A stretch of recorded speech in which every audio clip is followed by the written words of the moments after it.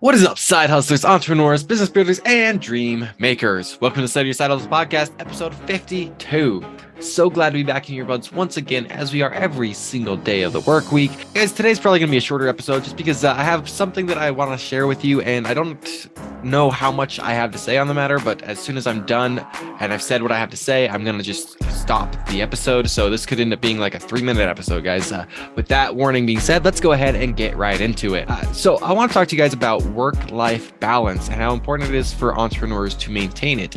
This is historically something that I have been not very good at, but because of the other obligations I have in my life, because I have an obligation to, obviously to my wife, like you have obligations to the relationships you have. If you have children, you have obligations to them, but also we are here in the state that we are in because we are helping build a church. So I have obligations to the church that I am building, and that includes how I spend my evenings. That includes how I spend my weekends. That includes how I invest time in certain individuals, certain activities, and that all takes a lot of time. And you can look at that, and the way that it is on my calendar is those activities are given the same color coordination as work tasks, because that color in my calendar means non-negotiable. This is out of obligation. This is out of duty. This is something I have to do.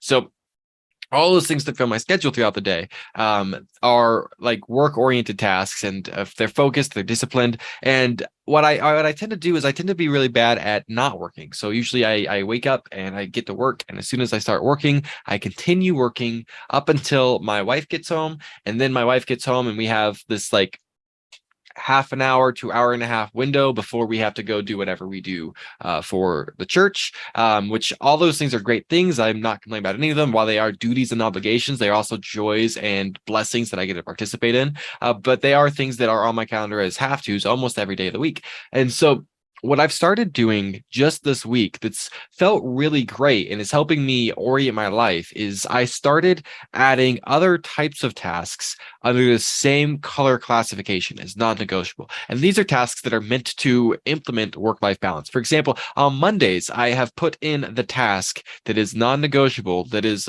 singing lessons. And so I have a friend with a church who is a worship leader and is very excited and eager to give me free singing lessons. And he asked that because he's in school right now, he's getting a degree, he asked if I can pay him back by helping him with his math classes. And so I finally put that on my calendar, and I said, this is a non-negotiable. I am doing this every single Monday. And then on Tuesday, so Monday, this last Monday, I had my very first singing lesson, which was really interesting. One of the things that I learned was that maybe I'm actually better at singing than I thought, because we were just practicing being on key with going through scales, and I was seeing that I can do that more consistently than I thought I could. I'm not perfect and I'm not amazing. I'm not saying anything like that, but it was impressive to me that I could actually hit the notes, because I could never tell when singing with a group, when singing on Sunday mornings. I can't tell if I'm on key or not.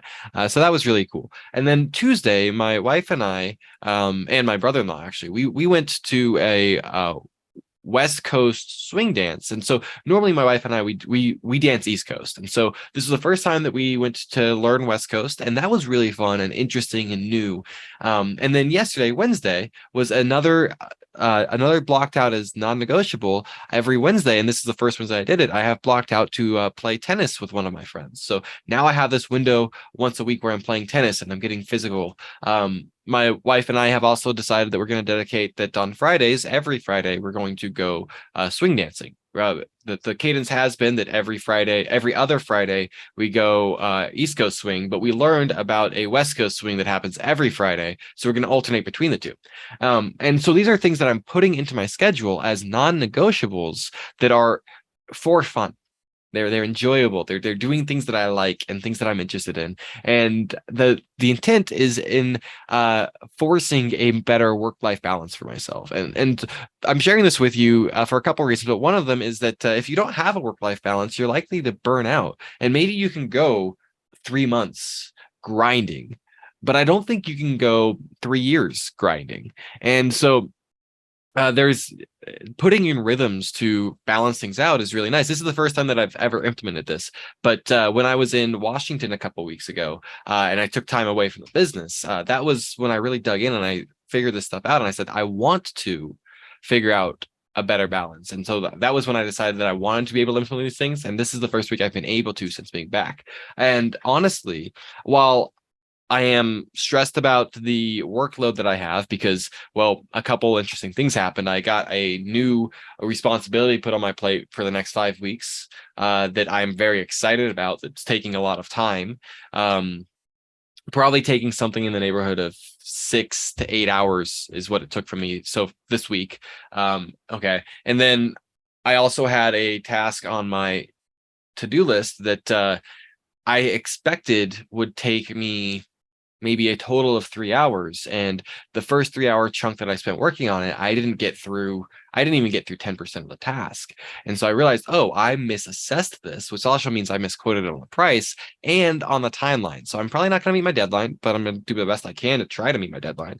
And I'm probably not going to be paid for, well, appropriately for my time. But okay, this is a task. It's now absorbing more time. And finally, I did onboard a very large client that is going to take a large portion of my time this week as well. And so while I'm implementing this work-life balance, I am overwhelmed by how much work I have to do and the restriction on time that I'm now feeling. But I know that I also always felt that way before I had this work-life balance. I never feel like I have enough time. So forcing myself to do these things doesn't really change that stressor, but hopefully, and you guys will see it firsthand, hopefully implementing those things helps me to learn to be more efficient and be more productive with my time and more focused on my time. Typically, what I've found historically is that time pressure is actually usually good for me. So I'm expecting this to have long-term benefits for mental health, for physical health, and for focus and discipline. So my recommendation to you guys, if you're listening to this, is if you haven't figured out a work-life balance between your side hustle / business, your job, if you have one, your family, and doing things that are actually fun, maybe you should do what I did and actually block those things as hard set non-negotiables into your calendar. And maybe that'll work well for you. This is the first week of that experiment for me, but so far it's going really well. I like the results. All right, guys, that's all I have for you today. Hey, you know what? It's already getting towards the end of the week, which means the odds of there being a second episode on the same day are going up. So, stay tuned for that. Anyways, love you guys so much. See you tomorrow. And God bless.